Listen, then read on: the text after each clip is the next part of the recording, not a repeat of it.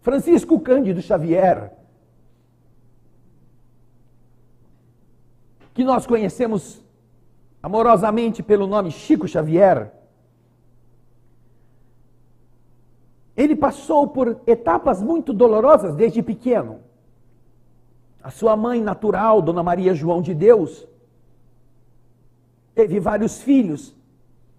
E o Chico Xavier, na ocasião, era o mais novinho, quando ela descobriu que estava com câncer. Conta o Chico depois, e os seus biógrafos relatam, que quando ele mamava no peito da sua mãe, ele sentia um gosto estranho no leite. Por isso ele não gostava de mamar. Que era justamente já o resultado da tumoração. E então a mãe, passando muito mal, precisou ir para o hospital e disse ao Chico: meu filho, eu vou para o hospital. E ela sabia que ela ia morrer em alguns dias. Mas eu vou dizer para você uma coisa: se alguém depois falar para você que eu morri, não acredite. Eu não morri. Eu vou para um lugar bem longe, mas eu não morri. E então, quando o Chico fica sabendo que ele vai começar a morar agora com uma madrinha, ele pergunta: mas a senhora não gosta mais de nós? A senhora está dando seus filhos? Porque o pai não tinha condições de criar. Eram muitos pequenos, em várias idades. E ele era pobre, vendedor de bilhete de loteria, quando conseguia vender. Então, os padrinhos e madrinhas iriam fazer o papel de pais. E o Chico, daquele tamanhozinho, foi entregue para sua madrinha, Dona Ritinha, que batia nele 3 vezes por dia. Numa criança. E, naturalmente, sem inclinação para a maternidade, Chico apanhava e se escondia no fundo do quintal e ficava pensando na mãe, que disse que não tinha morrido. Ele pedia: mãe, vem me tirar daqui, mãe, por favor. E ele, de tanto pedir, começou a enxergar a mãe. O espírito de Dona Maria João o visitava. Mãe, você sabe, a minha madrinha me bate 3 vezes por dia. Sim, meu filho, mas você deve obedecer. Você deve fazer as coisas que ela te pede.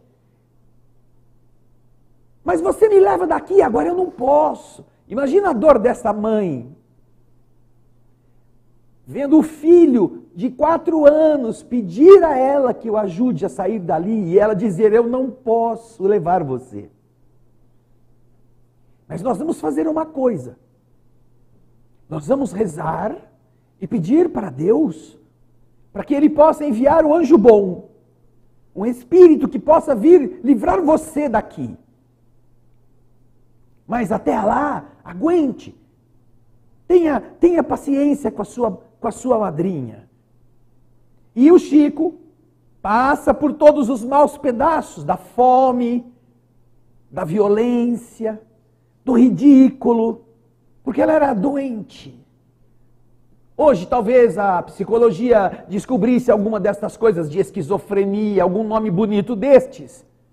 Mas era um espírito atrasado, um espírito materialista, um espírito mesquinho, que, tendo nascido num ambiente muito paupérrimo, não havia perdido ainda a galanteria de se achar uma pessoa importante.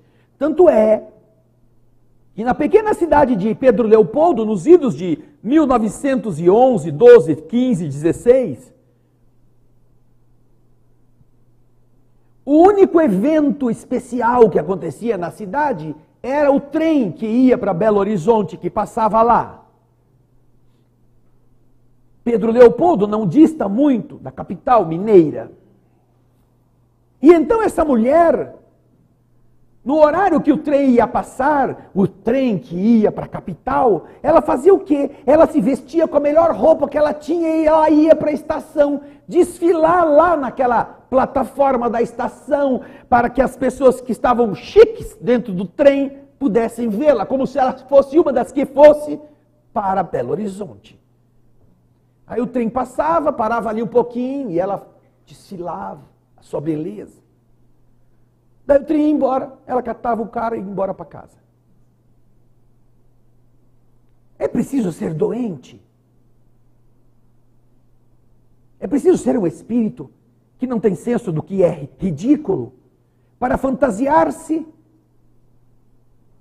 e sentir-se importante desfilando numa plataforma de uma cidade imensamente minúscula só para achar que ela está na corte de Luís XIV, Luís XV, dentro do ambiente do palácio. E veja só que punição o universo reserva. A arrogância, a ignorância mesquinha, fazer nascer em Pedro Leopoldo, numa cidadezinha que era menor do que um cisco, na condição miserável de não ter nada, quando muito uns vestidinhos. Mas ainda assim não perdeu a pose. Porém, todas estas coisas mudam. Quando, imagina um homem feio, já passado da idade, pobre, vendedor de bilhete, encontra uma segunda mulher que o queira. Imagina que só pode ser o dedo de Deus. Hoje em dia, o cara é bonito, o cara é bem posto, e ainda assim tem gente que está jogando ele fora porque encontrou um partidão melhor que ele. Imagina o homem que tem filhos com a outra mulher. Não é nem 0 quilômetro. Já está rodado faz tempo. Mas olha só. Vamos nos lembrar da prece de Dona Maria João com o Chico. Vamos rezar a Deus, meu filho, para que ele envie um anjo bom para tirar você daqui. Qual foi o anjo bom? Foi um amigo de jogatina que ficou rico e deu dinheiro para o seu João Cândido? Não, não. O anjo bom foi outra mulher. Cidália. Bem mais nova do que o seu João. Mas que para se casar com ele, fez uma exigência. Uma só. Eu me caso com você, desde que você recolha todos os filhos de Dona Maria, para eu criar como meus filhos. 8 filhos. E então ele se lembra do dia em que Cidália foi à casa de Dona Ritinha para buscar o Chico. E o Chico diz que pela primeira vez nesses 3 anos que ele ficou ali,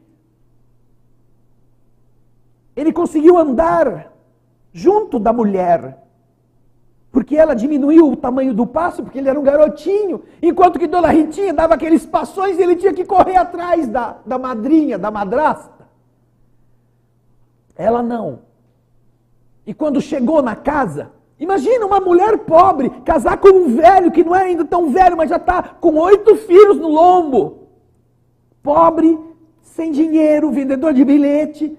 E põe como condição, não é que você me dê uma casa melhor, não é que você jogue esses móveis da Dona Maria João no lixo, eu quero móveis bons, eu quero quadros na parede. Não, não, eu quero os filhos dela para eu criar.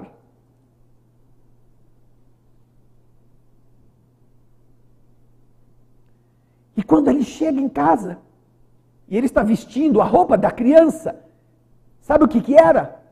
Era um saco de farinha, desses de padaria, em que alguém cortava um buraco para botar no pescoço, e abria buracos para poder botar os bracinhos de fora, e quando muito botava um cinto para fazer de conta que era uma roupa. E ela então vai dizer, meu filho, mas essa roupa é muito ruim. E ela então vai querer tirar a roupa dele, e ele não quer, ele tem vergonha.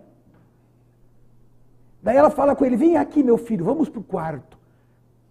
Eu vou fechar a porta e você vai deixar a mamãe ver você. Não era vergonha. É que a madrinha dava a garfada em volta do seu umbigo E ele tinha a barriga inflamada e a roupa doía quando atritava. E ele não queria que ela visse. Então ela, com muito cuidado, levanta e ela vê aquele absurdo que alguém tinha feito com uma criança. E ela diz para ele: meu filho, eu juro para você que enquanto eu estiver viva, ninguém mais vai pôr a mão em você. Ninguém. E a partir daí, Chico passa a confiar em Cidália. E Cidália confia no Chico. E Chico, desde criança, tem visões e ninguém acredita, ninguém consegue entender o menino. Mas a Cidália diz para ele: meu filho, eu não entendo nada do que você me fala, mas eu acredito em você. Eu sei que você está falando a verdade.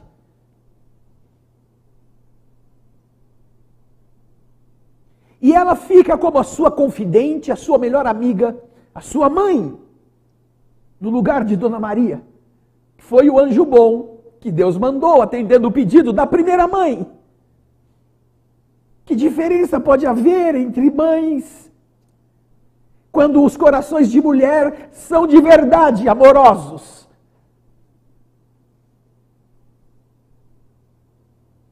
E ela vive com ele até quando ele tem mais ou menos 18 anos.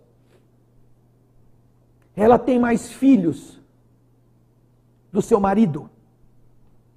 Não é que ela ficou lá só para ser mãe dos filhos da Dona Maria. Além de cuidar dos filhos da primeira esposa, ela ainda tem mais 3 ou 4 ou 5 filhos com o seu João Cândido.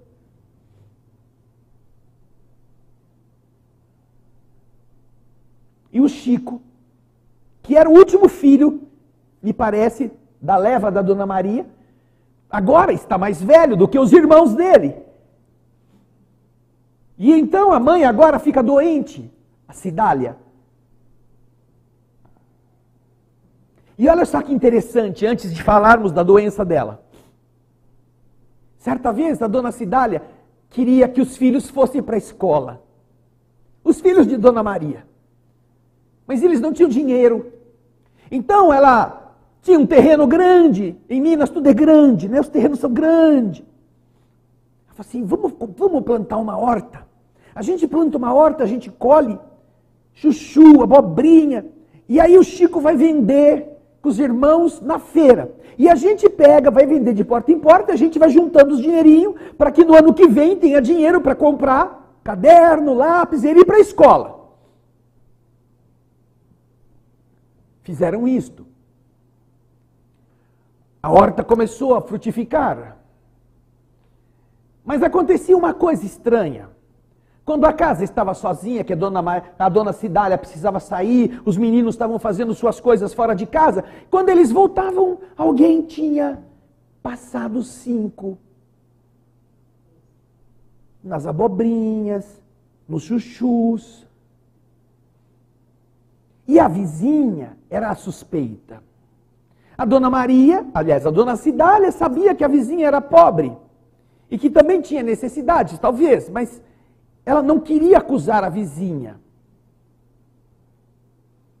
Então, ela falou para o Chico, imagina um menino de 8, 10 anos, Chico, você que conversa com a Dona Maria, com a sua mãe, vai lá e fala para ela o que está acontecendo. Eu não quero acusar a vizinha, não quero criar uma situação difícil com a nossa companheira, a gente não sabe nunca o dia de amanhã. Vai lá e pergunta para a Dona Maria, o que ela aconselha que a gente faça? Ah, tá bom, mãe. O Chico chamava ela de mãe também. Aí o Chico foi lá para trás da bananeira, onde ele via a mãe, e faz uma prece, e a mãe aparece, e ele fala para ela: mãe, a Cidália pediu para perguntar para você, porque a nossa vizinha, ela acha que está roubando os nossos chuchus, as nossas abobrinhas, que é de onde a gente tem o dinheirinho para comprar caderno para ir para a escola. E ela pediu para você aconselhar, o que ela deve fazer? Ela disse então para o Chico: ah, diga que a Cidália faz muito bem de não se indispor com a vizinha. E fala para ela tomar a seguinte atitude, tudo a mãe do Chico falando para ele.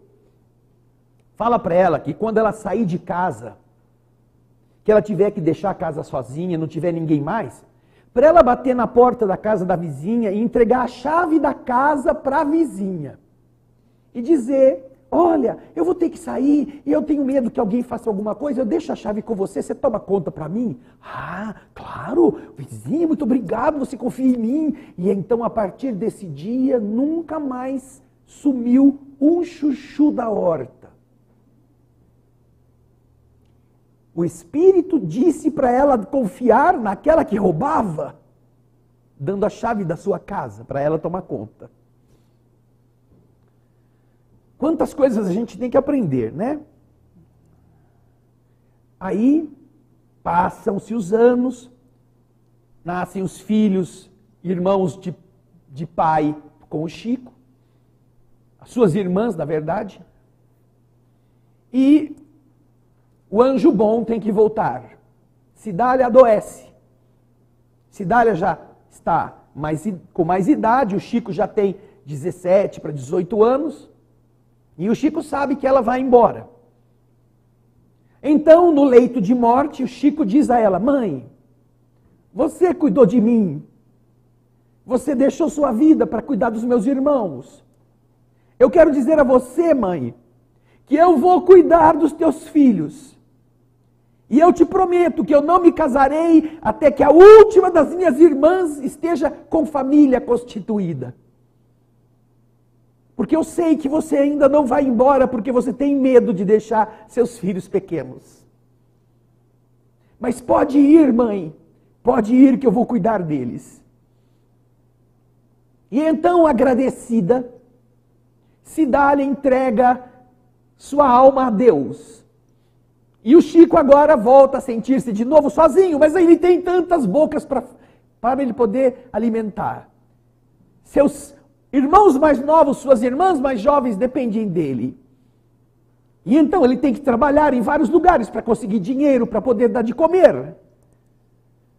E vai criando cada um deles como se fosse pai e mãe ao mesmo tempo e renuncia a ser feliz em uma família. Já tem a dele. Já tem os filhos que ele não pariu, que ele não gerou, que ele não pôs no mundo com seu sêmen. Mas são seus irmãos, e ele prometeu à sua mãe que o salvou de uma psicopata, que não tinha o seu sangue, que não tinha o seu nome, mas que tinha um amor tão grande pelos estranhos, que ele cuidaria dos filhos dela também. Bom, passam-se os anos, os filhos crescem, seus irmãos crescem, suas irmãs se tornam adultas, algumas se casam, outras ficam por lá mesmo. O Chico já está mais maduro, já está na mediunidade há muitos anos. E ele envelhece no serviço. Esquece de tudo que era para ele e se entrega a fazer a felicidade dos outros. Atende tantas mães que perderam filhos, sentindo a presença dos filhos para falar com elas que eles não tinham morrido. É uma antena que recebe do invisível a informação que confirma a sobrevivência da alma. E as mulheres pegam aquelas cartas escritas rapidamente, com lápis em várias folhas de papel, depois de Chico ler individualmente cada uma delas, e as pessoas começam a chorar na plateia, porque sabem que aquela carta diz não só como ele está, mas diz do cachorro, do gato, do passarinho, do amigo, com nomes, endereços, contando tudo, o que somente pouca gente sabia. E a mãe agarra aquela folha de papel, como se ela estivesse de novo pegando o filho no colo. Meu filho está vivo. Eu não parava de chorar, porque pensava que era o fim. Mas não, ele está aqui, ele está pedindo que eu ajude os outros, que eu faça outros filhos também terem mães. E graças a isto, milhares de instituições de amor ao próximo nasceram de pais e mães que tinham perdido a esperança e a fé. E que graças a essas histórias recuperaram os filhos da tumba, onde eles nunca estiveram, para dar sentido agora a essa vida, que pela graça do Criador continua sendo gratuita e não depende de você pagar para continuar vivo. Chico está velho. Seu corpo quebrou-se com o passar dos anos de doação. E então, um belo dia, ele recebe a visita de sua mãe, Dona Maria João de Deus. Dona Maria João vem a ele despedir-se. Mãe, ela está em espírito. O seu filho agora já é velho, mas está na carne. Mãe, mas você vai se despedir de mim? Você vai me abandonar? Não, meu filho, não vou te abandonar. É que eu tenho que renascer. Mas você, mãe, vai renascer nesse mundo tão difícil? O seu pai precisa de ajuda. João Cândido. João Cândido era um espírito tão difícil, tão ainda cheio de problemas, que quando ele foi reencarnar, ele não pôde chegar nem a 200 metros da casa onde seu filho morava. Espíritos amigos, e os biógrafos, os amigos íntimos do Chico contam, que as entidades espirituais promoveram um processo radiofônico com alguns tipos de aparatos postos na rua, no plano espiritual, aonde estava o seu João Cândido, porque ele não tinha condições de chegar perto da vibração do seu filho, para que ele ouvisse a voz do seu filho. Porém, para que ele nascesse, Dona Maria João de Deus sabia que ele só poderia reequilibrar-se mais depressa se ela de novo aceitasse ser sua esposa. Num ato de amor, ela não tinha dívida com ele. Essa dívida que a gente tem que aguentar um ao outro porque pisou no calo, xingou, fez coisa errada e agora eu tenho que pegar os restos e carregar comigo. Não, não. É um ato de amor, guardadas as proporções, semelhante ao de Jesus pelos filhos de Deus. Que para que nós pudéssemos avançar, tivéssemos alguém que nos desse o rumo, mesmo que a gente matasse o nosso mestre. Então, Dona Maria diz a ele: Chico, então eu vou ser de novo, vou para a terra e eu vou ajudar o seu pai. Mãe, de novo, você passou tanta dificuldade com ele. Meu filho, mas é a única forma que a gente tem de fazer os outros melhorarem. É seu pai, foi seu pai. O Chico fica meio acabrunhado, mas aí ela diz para ele: mas Chico, não fique triste. Eu procurei Cidália, a segunda mãe. Aquela mulher que foi mãe de todos vocês, que cuidou dos meus filhos e para quem eu tenho um amor muito grande. Eu procurei por ela e pedi a ela: Cidália, eu vou ter que renascer, porque eu vou ter de novo que me constituir como família, tendo o meu esposo de novo como meu marido. Mas você foi tão boa para mim, você amou tantos filhos que não eram os teus, que eu gostaria de saber se você, a quem eu devo tanto, tanto, tanto, você não aceitaria ser minha filha? Se você não aceitaria renascer comigo? Porque apesar das dificuldades que eu vou ter com o meu marido, e você sabe porque também foi seu, você será meu coração, você será minha amiga, e eu poderei fazer por você, como minha filha amada, um pouco do muito que você fez pelos meus filhos.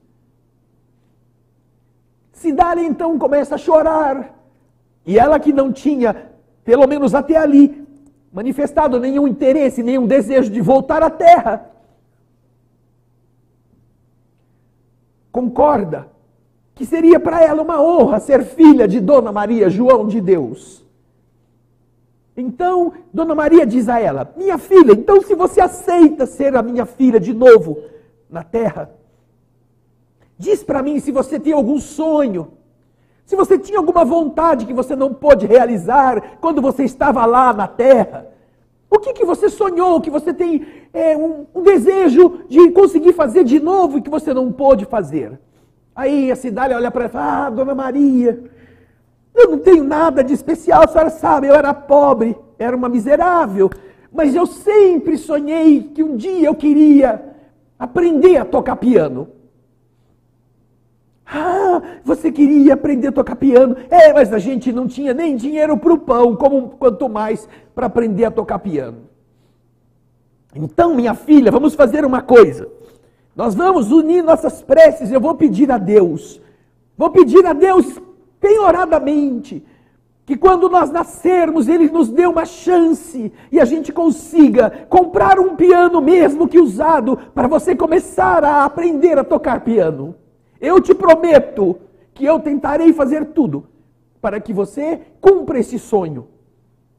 E elas se abraçam então e agendam perante a ordem do universo, por amor, renascerem juntas, enfrentar todos os obstáculos, superar as pobrezas de todos os tempos, as dificuldades das pessoas difíceis, os desafios de serem mães novamente, ou filhas, de um homem tosco, de um espírito ainda pouco evoluído.